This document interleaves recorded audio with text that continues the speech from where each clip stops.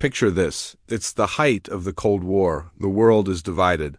Tensions are high, and the threat of nuclear annihilation feels very, very real. People are building fallout shelters in their backyards, and governments are preparing for the worst. In the midst of all this fear and uncertainty, one British car company had a truly wild idea. What if a car could not only survive a nuclear blast, but remain drivable afterward? This isn't the plot of a sci-fi movie. It's the incredible true story of the Humber Super Snipe and a top-secret military experiment. Hello everyone, and welcome back to the channel. Today, we're diving deep into one of the most bizarre and fascinating chapters in automotive history.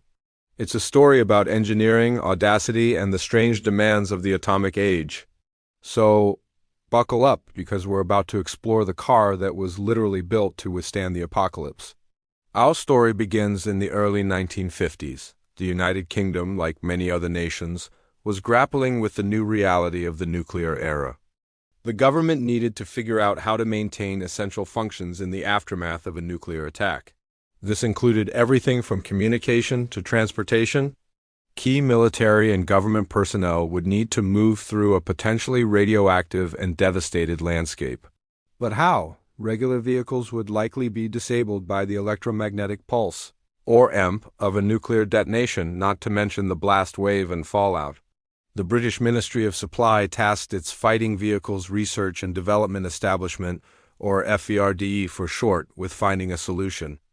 They needed a vehicle that was tough, reliable, and most importantly, EMP-proof.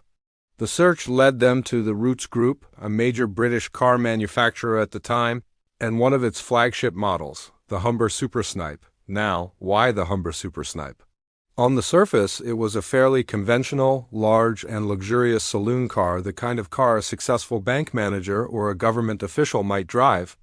It was comfortable, stately, and powered by a robust inline-six engine. But it was exactly this conventional, sturdy nature that made it a perfect candidate. Unlike more complex or delicate vehicles, the Super Snipe was built like a tank. It was simple, over-engineered, and its electrical system was relatively basic, which, ironically, made it easier to shield. The project was codenamed Project B.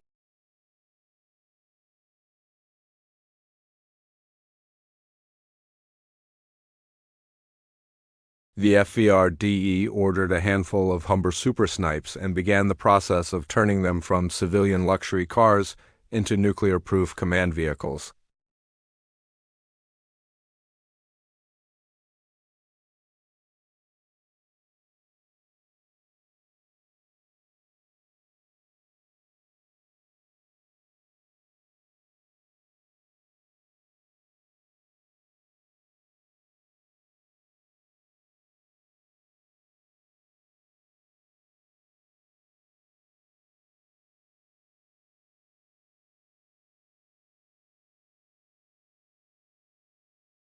All wiring was rerouted through shielded conduits.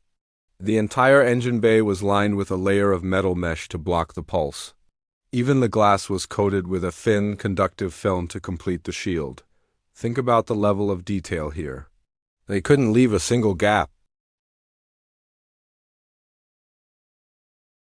The result was an engine bay that looked less like a car and more like a piece of industrial machinery, covered in heavy metal casings and thick, armored cables.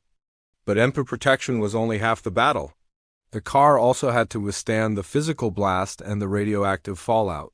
The body of the Super Snipe was already quite strong, but it was reinforced further. Heavy-duty steel plates were added to protect the occupants.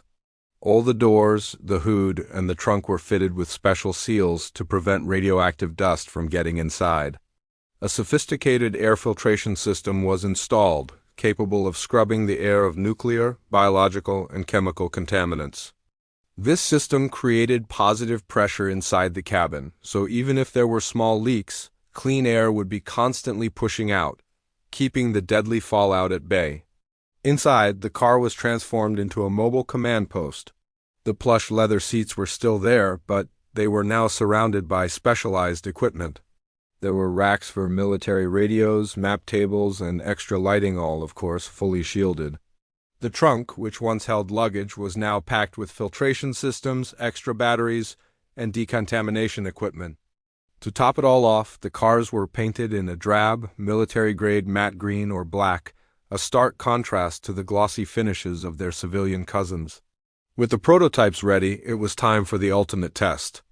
In 1955, a specially modified Humber Super Snipe was shipped all the way to the Maralinga test range in the Australian outback. This was where the British government was conducting a series of atmospheric nuclear tests, codenamed Operation Buffalo. The car was placed just over a mile from ground zero of a planned nuclear detonation. To make the test as realistic as possible, the engine was left running. Mannequins were placed inside to simulate occupants. Then the bomb was detonated. It was a tower-mounted device with a yield of 1.5 kilotons. The resulting blast wave flattened structures and scorched the desert landscape. After the initial blast and heat wave subsided, and once radiation levels were deemed safe enough for a brief entry, a recovery team in protective gear moved in. What they found was astonishing. The Humber Super Snipe, though battered and scorched, was still fundamentally intact. Its windows were blown out and the paint was blistered from the intense heat. But when a member of the team reached inside and turned the key, the engine sputtered to life. It worked. The shielding had protected the ignition system from the EMP, and the robust construction had withstood the blast wave. The car that was designed to survive the apocalypse had just done exactly that. This was a monumental success for the FVRDE. The test proved that their concept was sound. Following the successful trial in Australia, the British government placed an order for a fleet of these nuclear-proof Humbers. They were officially designated as the Car 4x2 Staff, FFR, fitted for radio. These vehicles were quietly distributed to key military and government depots around the UK, ready to be deployed at a moment's notice.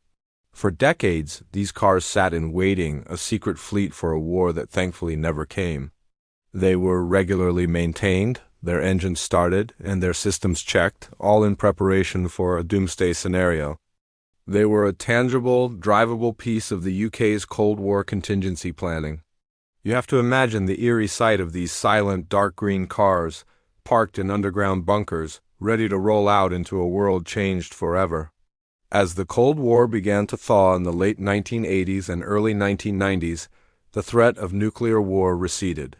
The fleet of atomic Humbers was no longer needed. They were gradually decommissioned and sold off as military surplus, often with their specialized equipment removed. Many of them ended up in the hands of private collectors and military vehicle enthusiasts who were fascinated by their unique and secret history. Today, a few of these incredible vehicles still exist. They occasionally appear at car shows and military museums, a strange and powerful reminder of a different era. When you look at one, you see more than just an old car. You see a relic of the Cold War, a testament to British engineering ingenuity under extreme pressure, and a symbol of how close the world came to the brink. It's a car that tells a story of fear, preparation, and ultimately, survival.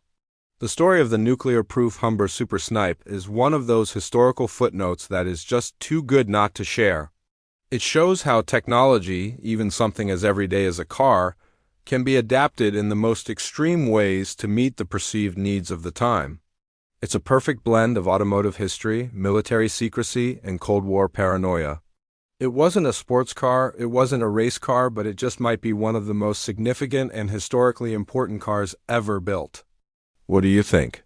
Could a modern car with all its complex electronics ever be modified to survive an EMP? Let me know your thoughts down in the comments. It's a fascinating thought experiment. Thanks so much for joining me on this deep dive into automotive history. If you enjoyed this story, please give this video a thumbs up and consider subscribing for more tales from the weird and wonderful world of cars. We'll see you in the next one.